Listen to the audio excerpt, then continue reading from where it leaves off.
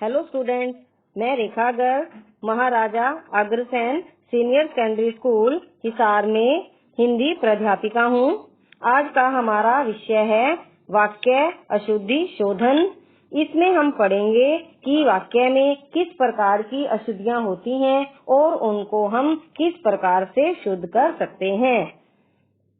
वाक्य भाषा की महत्वपूर्ण इकाई है, अतः वाक्य को बोलते समय या लिखते समय उसकी शुद्धता, स्पष्टता और सार्थकता का ध्यान रखना आवश्यक होता है। वाक्य को व्याकरण के नियमों के अनुसार शुद्ध करना ही वाक्य अशुद्धि शोधन कहलाता है। वाक्य को किस प्रकार शुद्ध किया जाता है, हम इसे उदाहरण द्वारा समझेंगे। जैसे हम पहला उदाहरण लेते हैं, मोहन और गीता गा रही हैं। अगर यहाँ पर वाक्य होता गीता गा रही है तो यह वाक्य शुद्ध होता, लेकिन यहाँ पर मोहन और गीता दोनों हैं तो मोहन और गीता गा रही हैं, यह वाक्य शुद्ध प्रतीत नहीं होता। गीता और मोहन गा रहा है, यहाँ पर भी यदि मोहन गा रहा होता तो यह वाक्य शुद्ध होता, परंतु गीता और मोहन गा रहा है, यहाँ पर यह अशुद्ध वाक्य है। गीता और मोहन दोनों हैं, इसलिए इसका शुद्ध वाक्य होगा गीता और मोहन गा रहे हैं। ऐसे ही हम अगला उदाहरण लेते हैं, वह गुनगुने गर्म पानी से स्नान करता है। गुनगुना पानी गर्म ही होता है, इसलिए हमें गर्म लिखने की आवश्यकता नहीं है। इसका शुद्ध रूप होगा वह गुनगुने पानी से स्नान करता है। अगला उदाहरण हम लेते हैं, माता जी बाजार गए हैं। बाजार गए हैं, यहाँ पर गए की जगह गई आना चाहिए। इसका शुद्ध वाक्य होगा माता जी बाजार गई हैं। है के ऊपर बिंदी आई है, जबकि माता जी एक वचन है, लेकिन आदर के लिए बहुवचन का प्रयोग किया जाता है। अगला है, अपराधी को मृत्यु दंड की सजा मिलनी चाहिए। मृत्यु दंड खुद ही एक सजा है, इसलिए यहाँ पर सजा लिखने की आवश्यकता नहीं है। इसका शुद्ध रूप होगा अपराधी को मृत्यु दंड मिलना चाहिए। वाक्य अशुद्धि शोधन में अनेक प्रकार की अशुद्धियाँ होती हैं, जिन्हें हम उदाहरण द्वारा समझेंगे। जैसे पहला उदाहरण है, संज्ञा संबंधी अशुद्धियाँ। कुछ संज्ञा संबंधी अशुद्धियाँ पाई जाती हैं, जैसे वह आँख से काना है। काना है, आँख से ही काना होता है, इसलिए इसका शुद्ध रूप होगा वह काना है। नेक्स्ट है, आप शनिवार के दिन चले जाएं। शनिवार के दिन, यहाँ पर दिन की लिखने की जरूरत नहीं है, इसका शुद्ध रूप होगा आप शनिवार को चले जाएं। अन्य उदाहरण लेते हैं, जैसे कला के लिए कसरत करनी पड़ती है। यहाँ पर कसरत लिखने की आवश्यकता नहीं, कला के लिए अभ्यास करना पड़ता है। ऐसे ही एक और उदाहरण लेते हैं, विंध्याचल पर्वत को लांघना पड़ेगा। विंध्याचल एक पर्वत का नाम ही है, इसलिए इसका शुद्ध रूप होगा विंध्याचल को लांघना पड़ेगा। अब सेकंड है, प्रसर्ग संबंधी अशुद्धियाँ। कुछ अशुद्धियाँ प्रसर्ग से संबंधित होती हैं, जैसे आप भोजन किया, शुद्ध रूप होगा आपने भोजन किया। ऐसे ही उसने नहाया, उसने की जगह क्या आएगा वह, शुद्ध रूप होगा वह नहाया। ऐसे ही हम कुछ और उदाहरण ले सकते हैं, वह पुस्तक को पढ़ता है।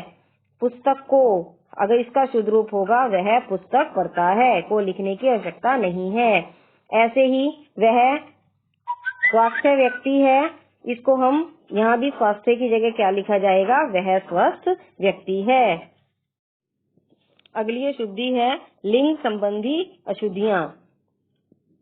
जैसे उदाहरण लेते हैं, हमारी नाक में दम है।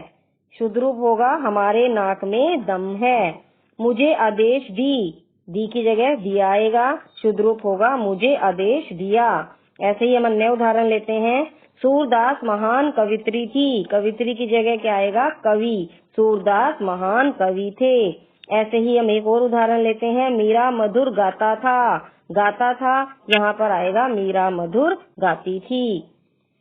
नेक्स्ट है हमारा वचन संबंधी अशुद्धियाँ। जैसे उसे 2 रोटी दे दो। इसमें 2 रोटी एक से ज्यादा है, इसलिए इसका शुद्ध रूप होगा उसे 2 रोटियां दे दो। अगला है, मेरा कान मत खाओ।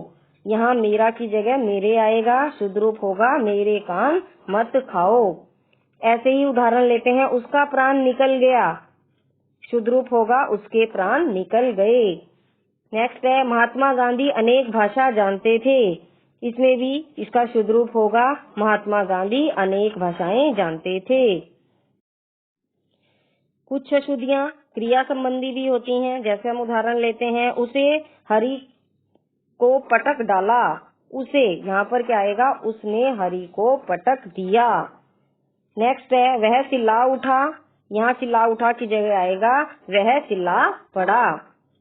ऐसे ही क्रिया संबंधी कुछ अशुद्धियां, कुछ वाक्य हम और देखते हैं। वीरों ने देश सेवा का संकल्प लिया, ये वाक्य शुद्धि है। वीरों ने देश सेवा का संकल्प लिया की जगह क्या आएगा, किया। वैसे पूरा वाक्य शुद्ध है, लेकिन यहाँ पर क्रिया संबंधी दोष है, इसलिए वाक्य शुद्ध होगा वीरों ने देश सेवा का संकल्प किया। नेक्स्ट उदाहरण है, जैसे सांप को देखकर लड़की घबरा गई, ये शुद्ध रूप ही है, सांप को देखकर लड़की घबरा गई। कई बार वाक्य शुद्धि दिया होता है और हम उसे गलत कर देते हैं, ये ध्यान रखने वाली बात है कि अगर मान लो वाक्य शुद्ध है तो उसे शुद्ध ही लिखना होगा। नेक्स्ट है, मुहावरे संबंधी अशुद्धियां। कुछ अशुद्धियां मुहावरे संबंधी पाई जाती हैं, जैसे उदाहरण, वह शाम पर बरस गया, बरस गया की जगह क्या आएगा, बरस पड़ा, शुद्ध वाक्य होगा वह शाम पर बरस पड़ा। ऐसे अगला उदाहरण है, उसकी अकल चक्कर खा गई, शुद्ध होगा उसकी अकल चकरा गई। मुहावरे संबंधी दोष के लिए कुछ अन्य उदाहरण लेते हैं। तुम्हारी तो अकल चक्कर खा गई है, लेकिन इसका शुद्ध रूप होगा तुम्हारी तो अकल चकरा गई है। ऐसे ही एक अन्य उदाहरण, आखिर पाकिस्तानी सेना ने हथियार रख दिए, लेकिन इसका शुद्ध रूप होगा आखिर पाकिस्तानी सेना ने हथियार डाल दिए। कुछ अशुद्धियां क्रिया विशेषण संबंधी होती हैं, जैसे हम उदाहरण लेंगे, वह लगभग रोने लगा, इसका शुद्ध रूप होगा वह रोने लगा। अगला है, उसका सर नीचे था, शुद्ध रूप होगा उसका सर नीचा था। ऐसे कुछ और उदाहरण हम लेते हैं, जैसे गीदड़ बड़ा चालाक होता है, यहाँ बड़ा है, बड़ा का शुद्ध रूप यहाँ पर बहुत हो जाएगा, गीदड़ बहुत चालाक होता है। ऐसे ही अन्य उदाहरण, गुफा में बड़ा अंधेरा है, यहाँ इसका शुद्ध रूप होगा गुफा में घना अंधेरा है। अगली है हमारी अव्यय संबंधी जो अशुद्धियां पाई जाती हैं, उसे भी हम उदाहरण द्वारा देखेंगे। जैसे वे संतान को लेकर दुखी थे, इसका शुद्ध रूप होगा वे संतान के कारण दुखी थे। ऐसे ही अगला उदाहरण, वहाँ अपार जन समूह एकत्रित था, शुद्ध रूप होगा वहाँ अपार जन समूह एकत्र था। कुछ अन्य उदाहरण, सुभाष बड़ा चालाक है, शुद्ध रूप होगा सुभाष बहुत चालाक है। ऐसे ही हाल में बहुत बड़ा अंधकार था, हाल में बड़ा नहीं यहाँ पर आएगा घना अंधकार था। नेक्स्ट है मुहावरे संबंधी अशुद्धियां। कुछ अशुद्धियां मुहावरे संबंधी पाई जाती हैं, जैसे उदाहरण, वह शाम पर बरस गया, बरस गया की जगह क्या आएगा बरस पड़ा, शुद्ध वाक्य होगा वह शाम पर बरस पड़ा। ऐसे अगला उदाहरण है, उसकी अकल चक्कर खा गई, शुद्ध होगा उसकी अकल चकरा गई। मुहावरे संबंधी दोष के लिए कुछ अन्य उदाहरण लेते हैं। तुम्हारी तो अकल चक्कर खा गई है, लेकिन इसका शुद्ध रूप होगा तुम्हारी तो अकल चकरा गई है। ऐसे ही एक अन्य उदाहरण, आखिर पाकिस्तानी सेना ने हथियार रख दिए, लेकिन इसका शुद्ध रूप होगा आखिर पाकिस्तानी सेना ने हथियार डाल दिए। कुछ अशुद्धियां क्रिया विशेषण संबंधी होती हैं, जैसे हम उदाहरण लेंगे, वह लगभग रोने लगा, इसका शुद्ध रूप होगा वह रोने लगा। अगला है, उसका सर नीचे था, शुद्ध रूप होगा उसका सर नीचा था। ऐसे कुछ और उदाहरण हम लेते हैं, जैसे गीदड़ बड़ा चालाक होता है, यहाँ बड़ा है, बड़ा का शुद्ध रूप यहाँ पर बहुत हो जाएगा, गीदड़ बहुत चालाक होता है। ऐसे ही अन्य उदाहरण, गुफा में बड़ा अंधेरा है, यहाँ इसका शुद्ध रूप होगा गुफा में घना अंधेरा है। अगली है हमारी अव्यय संबंधी जो अशुद्धियां पाई जाती हैं, उसे भी हम उदाहरण द्वारा देखेंगे। जैसे वे संतान को लेकर दुखी थे, इसका शुद्ध रूप होगा वे संतान के कारण दुखी थे। ऐसे ही अगला उदाहरण, वहाँ अपार जन समूह एकत्रित था, शुद्ध रूप होगा वहाँ अपार जन समूह एकत्र था। कुछ अन्य उदाहरण, सुभाष बड़ा चालाक है, शुद्ध रूप होगा सुभाष बहुत चालाक है। ऐसे ही हाल में बहुत बड़ा अंधकार था, हाल में बड़ा नहीं, यहाँ पर आएगा घना अंधकार था। कुछ अशुद्धियाँ वाक्यगत संबंधी अशुद्धियाँ होती हैं। जैसे उदाहरण हम लेते हैं, तलवार की नोक पर, शुद्ध होगा तलवार की धार पर। ऐसे ही मेरी आयु 20 की है, शुद्ध रूप होगा मेरी अवस्था 20 वर्ष की है। ऐसे ही हम कुछ और उदाहरण लेते हैं, तुलसीदास ने अनेकों काव्य ग्रंथ लिखे, इसका शुद्ध रूप होगा तुलसीदास ने अनेक काव्य ग्रंथ लिखे। ऐसे ही अन्य उदाहरण, मेरी समस्या की दवा क्या है, शुद्ध रूप होगा मेरी समस्या का समाधान क्या है। नेक्स्ट है पुनरुक्ति संबंधी अशुद्धियाँ, इसे भी हम उदाहरण द्वारा समझेंगे। जैसे मेरे पिता सज्जन पुरुष हैं, सज्जन और पुरुष दोनों का ही प्रयोग किया गया है, इसका शुद्ध रूप है मेरे पिता सज्जन है, पुरुष लिखने की आवश्यकता नहीं है। ऐसे ही वे गुनगुने गर्म पानी से स्नान करते हैं, गुनगुने गर्म पानी, गुनगुना पानी गर्म भी होता है, इसलिए यहाँ पर गर्म लिखने की आवश्यकता नहीं है, शुद्ध रूप होगा वे गुनगुने पानी से स्नान करते हैं।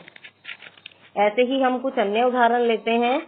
जैसे बादल पानी बरसते हैं, पानी बरसते हैं, जब बरसेंगे तो पानी ही बरसेगा, इसलिए शुद्ध रूप होगा बादल बरसते हैं। नेक्स्ट है, मैंने गुनगुने पानी से स्नान किया, यह भी हमने किया था कि पानी गर्म है और गुनगुना है, इसलिए यहाँ गर्म लिखने की आवश्यकता नहीं है, शुद्ध रूप होगा मैंने गुनगुने पानी से स्नान किया।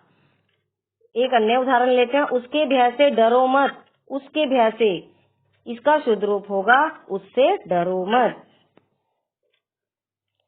आज जो भी आपको करवाया गया है वाक्य शोधन, यह आपने अच्छे से पढ़ना है और आपकी पुस्तक में जो अभ्यासार्थ कुछ महत्वपूर्ण उदाहरण दिए गए हैं, उन सबको आपने पढ़ना है और फेयर कॉपी पर लिखना है।